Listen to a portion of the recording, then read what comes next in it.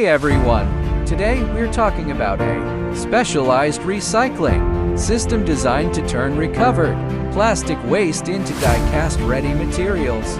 This setup features a two-stage extrusion design. The first stage uses a single screw extruder, which melts down the recovered materials and filters out all sorts of impurities mixed in the waste. The second stage adopts a twin screw extruder, dedicated to modifying the melted plastic to adjust its performance to meet die-cast standards.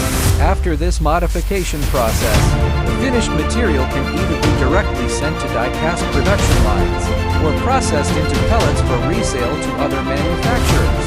Friends in the plastic processing and recycling industry, have you come across similar efficient recycling equipment before? Drop your thoughts in the comment section below. If you have similar requirement project, please don't hesitate to contact us.